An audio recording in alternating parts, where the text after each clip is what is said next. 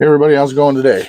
So I want to make a quick video here on how to replace a gas ram in your Crosman air rifles. It's going to apply to almost any brake barrel that Crosman makes. It's going to be the same procedure. Stoeger's, um, let's see who else. All these guns I'm about to name are based on the BAM B19. So there's Stoeger's, some of the Rugers, Gamos, Swiss Arms. There's a lot of different companies that get these actions from the same place. So pretty straightforward. I just wanted to make a short video on how to do it because several years ago when I first started making videos, I made a video about doing it and it's like 48 minutes long. It's pretty ridiculous that it's that long because it doesn't need to be. So that's going to be the condensed version. Um, you're going to need basic tools now. For your factory ones, you're going to need a Phillips screwdriver. You're going to have, if you never taken one apart, you got a screw here and here, and then down in here. So one there, one there, one there. It's got to come out. This is my old Crosman F4. This is the first air gun that in my adult life that I bought, and this is what started my air gun addiction. So anyway, I have changed out my hardware for better hardware than comes with it from the factory.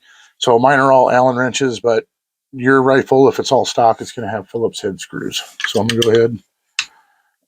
I got her loctated in there pretty good, it would seem. Take these screws out.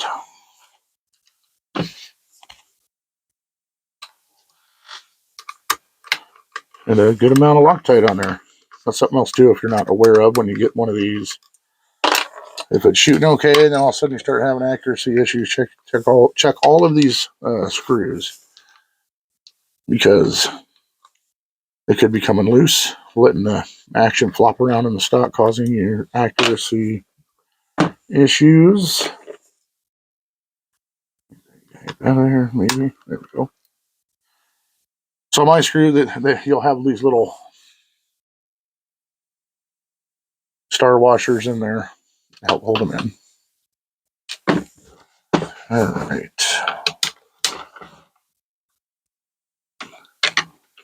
Trying to do this as quickly as possible here.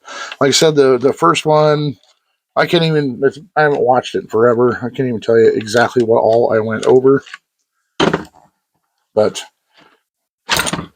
so now we got that out. That screw will fall out. Don't lose it. Set your stock off to the side.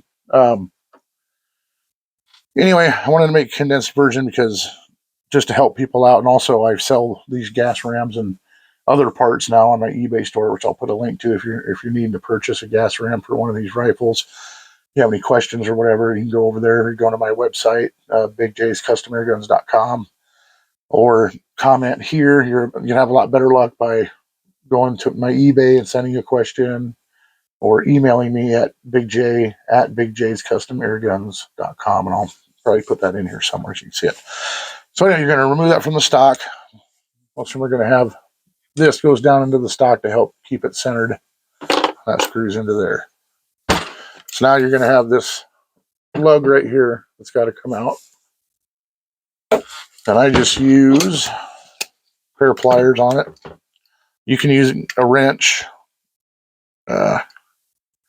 combination wrench, or whatever you want, but I just throw channel locks on it and get it broke loose. That's going to come off so we can get that out of the way. You got to take that out because there's what I call a follower inside here that your ram and everything is resting up against, and it kind of holds that into place. So we got that off. Try and get this cap off. Sometimes these come right off, and sometimes they can be a real pain. So I'm going to take a little flat screwdriver here, try to work this thing off. Hold it, work it back and forth like that. I do want to show you this too. On these caps, you can see how there's grooves cut in there to go around this pin that we're going to be taking out. Some of these don't have that cut out there. It's there's just a hole. So the pin has to go through, so you can't really pull them out. In that case, you have to, when you're clamping it, you just got to be kind of careful and apply enough pressure to it to get your pin out. In those cases, when I do have one of those, when I do get it out before I put the gun back together, I snip out this side of that circle so that I don't have to mess with it. I can put it in after I get the follower put back in and everything like that. It's not going to fall out. Okay, you're going to slide it in there and it's going to go in the stock. It's not going to move. So having those ones with the holes in it, to me, is kind of unnecessary. Okay, so we're at this point now. We're ready to put a clamp on it. What I use, I do have a actual press that I built, but to be quite honest with you, I hardly ever use the thing because I've gotten so used to using these clamps. This is just a bar clamp from Harbor Freight. This thing's like $7. You can go buy one. I've got several of them in different lengths for different applications. This one here, I think, is a 18 or 24 or something. I don't remember. So what we're going to do is this end of it is going to go press on the follower, as I call it, which is here. And then the other end of the clamp, we're going to put it right here. Grab on. Now this can be a little fitty, so you got to be careful. But I will say on the gas ram stuff, it's not like it's a spring. A spring's going to, when you get the pin knocked out and you go to let the pressure off of it, the spring is going to come out a lot further. The gas ram, they're designed to where there's only just not a lot of preload on that ram. So you don't have to really worry about it blasting out of the end of the gun on you. So, I mean, they are under pressure, but so now I've got lined up. You want to get centered on that follower. We're going to start pushing it in, trying to mind up here too in the front. Make sure you got a good bite on that. And then I use, this is real technical stuff here, guys. You got a roll of duct tape. I'll put it up like that. And as you're pushing, starting to make pressure on this part, you can kind of start to push. And like right there, I'm starting to be able to move it by hand. And if you get it just right, that thing right there, it just fell out. Here's that pin I'm talking about. So sometimes though, it won't go that easy. You'll got to put pressure on it and use a punch or something like a flat punch. Something like this is a little big, but actually it'd be about the right size. Something like that to push that pin out. But like say if you get it turned, you get it just right, that pin will just fall out on its own. So we got that out. Move that out of the way. Now we're going to unscrew this. Like that. Something I made a mistake here, and I'll show you what mistake that was in just a moment. Come on up there. So when you set your clamp up, I had this all the way back, have it screwed in a little ways, because what happened there was I didn't have enough let off to take all the tension off, so I had to kind of pop it off. So if you run this in a little ways, you don't want to go too far because you don't want to run out of room this way to push in, but you just run it in a little ways and you can put the pressure on it and have enough to get it back out. So now we're going to take our, what I call the follower out. What that's going to look like. Now, there's your gas ram. And now you can put a new one back in. You just slide that baby back in. With this follower, when you're putting it back together, you want to make sure, you can see that's where the pin goes. And that threaded hole right there is where this lug goes in. You got to make sure that threaded hole is sticking up so you can put your lug back in. As you're screwing this back in, this thing is going to start spinning.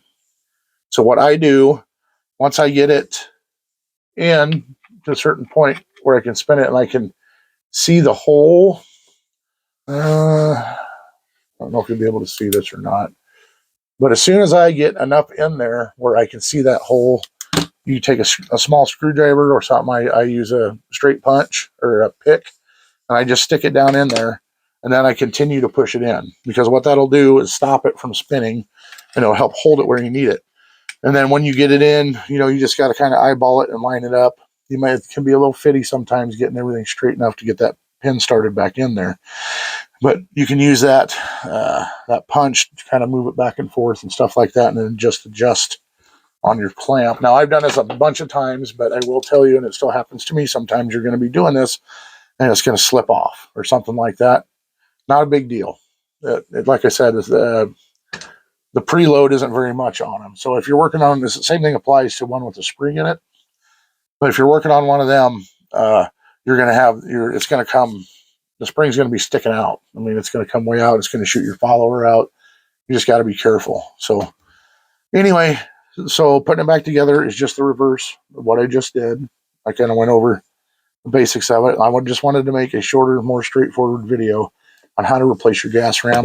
Again, I'll put a link down in the description to my eBay store and my website. You can go over there and get a hold of me on either one of those.